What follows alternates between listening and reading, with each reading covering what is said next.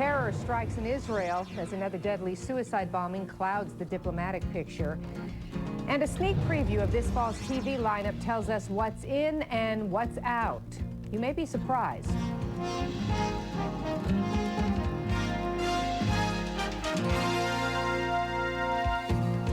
Welcome back to CNN Headline News, everyone. I'm Angela Astor.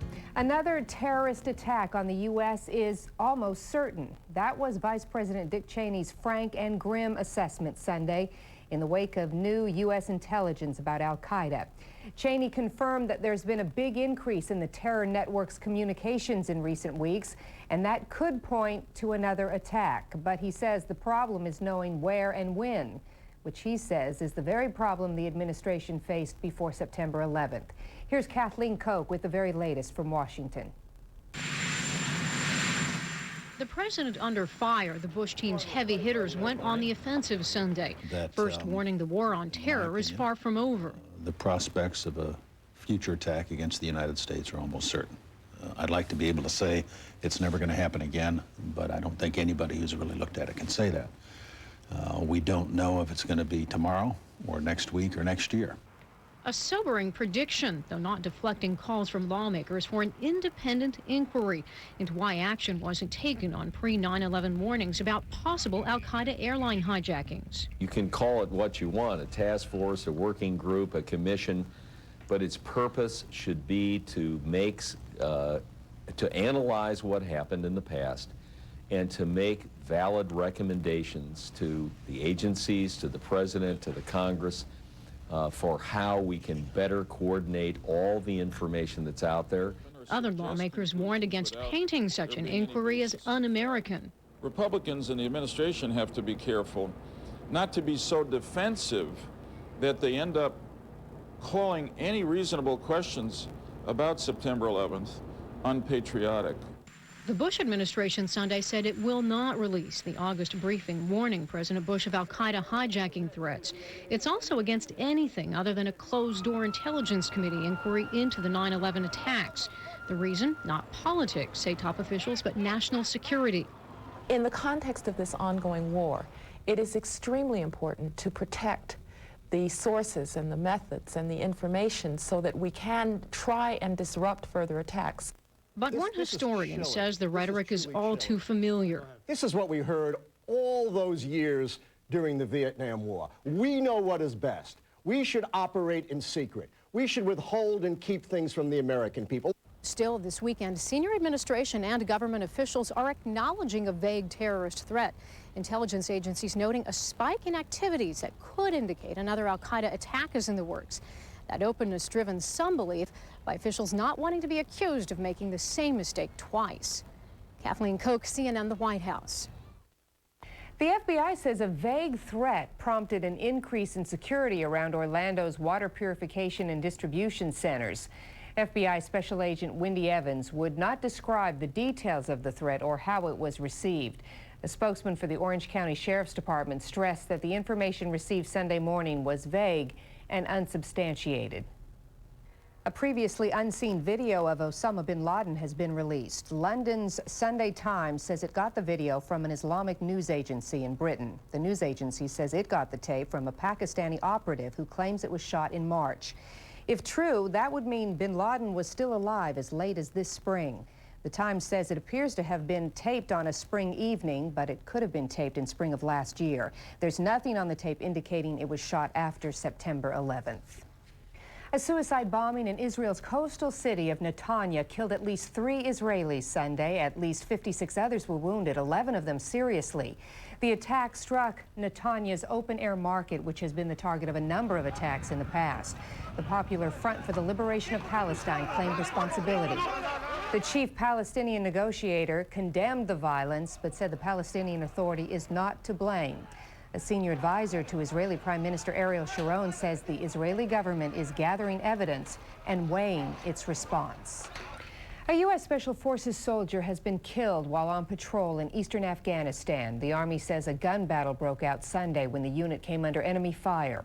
Sergeant Arden Vance, Jr. was with the 19th Special Forces Unit of the West Virginia National Guard.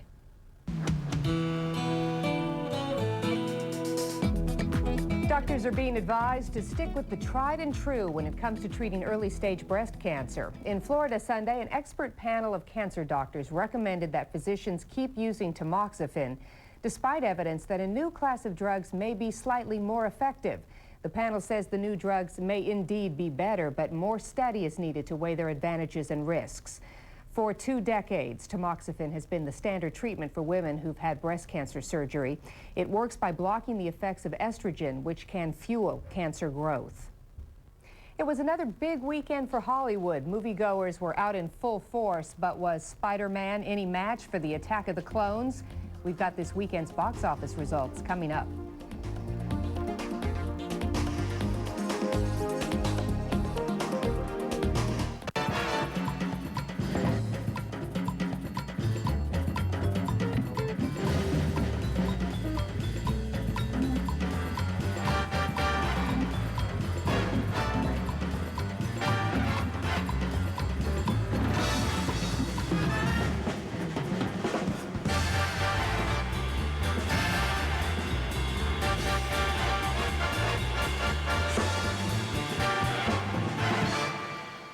A lot has happened overnight. So what we try to do every morning is give the viewer the most important information we can get our hands on.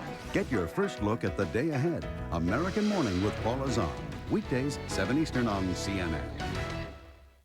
Every weekday, get it first on CNN Live Today. When you need to know. Breaking news as it happens. Top stories as they develop. Events as they unfold. Bringing you news from around the world. What you need to know, when you need to know it. First, fast, and accurate. From wherever the story is happening. CNN Live Today. Every weekday, 10 Eastern. Get it first. Get it right. Get it only on CNN. The FBI is at the center of controversy. Were critical clues missed that might have prevented the September 11th tragedy? Take a revealing look at the Bureau and join the investigation on Lou Dobbs' Moneyline. CNN Monday, 6 Eastern. The force is strong at the box office. Star Wars Episode II, Attack of the Clones, grossed an estimated $116 million in its first 4 days of release. Its weekend tally ranks at number 3 among all-time new releases.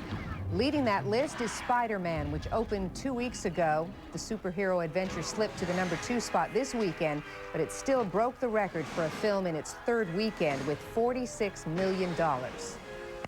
If you've got that President Bush impersonation down, you might want to hustle out an audition for Saturday Night Live. Saturday night was Will Ferrell's last performance on the show as a regular cast member. Ferrell has been on the show for 7 years. He's best known for his impersonations of politicians such as Janet Reno, Al Gore, and of course, George W. Bush. Ferrell says he now wants to concentrate on movies.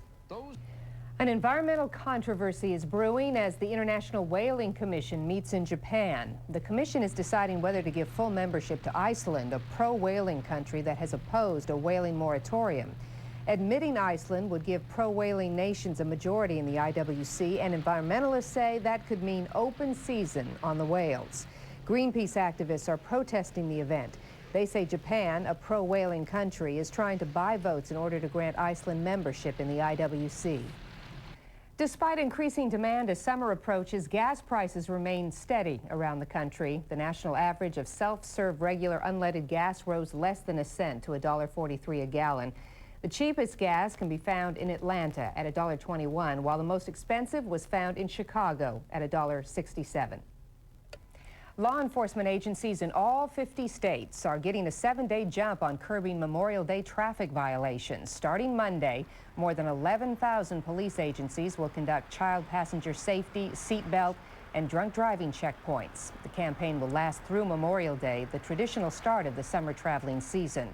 One major focus is getting teen drivers to wear seatbelts. Their risk of crashing is 4 times that of older drivers.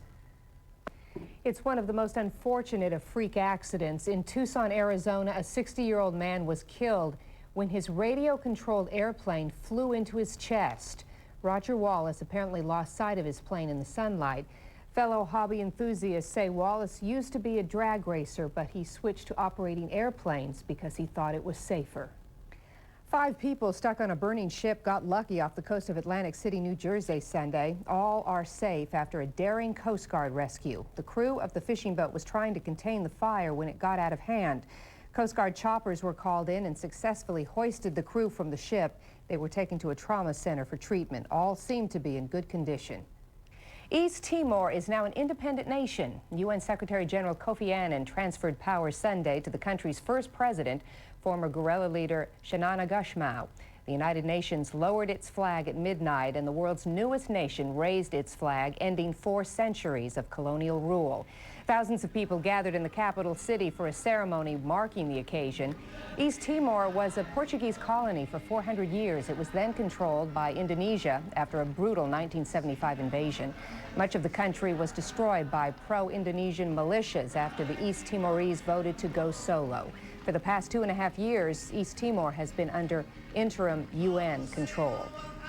The Queen's Golden Jubilee weekend is 2 weeks away, but celebrations have begun in earnest. The first major public celebration was all the Queen's horses. The performance recreated some of the key moments of Queen Elizabeth II's life: World War II, the Queen's marriage to Prince Philip, and the 1953 coronation procession with the original gold coach. I'm Bob Pasella, CNN Headline Sports. Playing in the Eastern Conference Finals for the first time in franchise history, the New Jersey Nets beat the Boston Celtics in Game 1, 104-97. Jason Kidd, spectacular. He scored 18 points, grabbed 13 rebounds, and handed out 11 assists. Game 2 comes up on Tuesday night. At halftime of the game, the Houston Rockets won the league's draft lottery. The Rockets now have the first pick in the June draft. The Chicago Bulls will pick second, the Golden State Warriors third. On the ice, the NHL's Eastern Conference Finals between the Carolina Hurricanes and Toronto Maple Leafs now even at 1 game apiece. The Leafs' Alan McCauley scored in the final 7.4 seconds of regulation to send the game to overtime. But in the OT, Nicholas Valine found the net. Curtis Joseph never had a chance. Canes win 2-1. Game 3 comes up on Tuesday night in Toronto. Golf, thanks to a brilliant 64 on Sunday, Tiger Woods just 1 stroke behind leader Colin Montgomery. Heading into Monday's final round of the Deutsche Bank Open in Germany, Tiger is the defending champ. Meantime, stateside, Nick Price shot a smooth 3-under par 67 to win the Colonial in Fort Worth by 5 strokes, his first win on the PGA Tour in 4 years. Baseball, behind a masterful performance from Roger Clemens, the Yankees won their 4th in a row, shutting out the Twins 3-0 to complete a 3-game sweep. Clemens, 8 innings of 4-hit balls, striking out 13. And the Red Sox keep winning, beating the Mariners 3-2. Nomar Garciaparra with an RBI double off the Green Monster. John Burkett, 5 solid innings to run his record to 5-0. I'm Bob Pasella, CNN Headline Sports. Just ahead on CNN Headline News, lots of teens want to take a cool car to the prom. Well, you won't believe what one teen allegedly did to get some fresh wheels for the big event. Stay with us.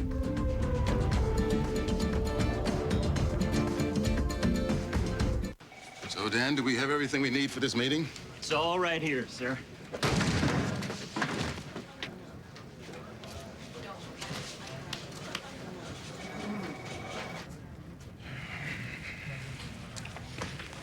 Is your data backup as reliable as it should be?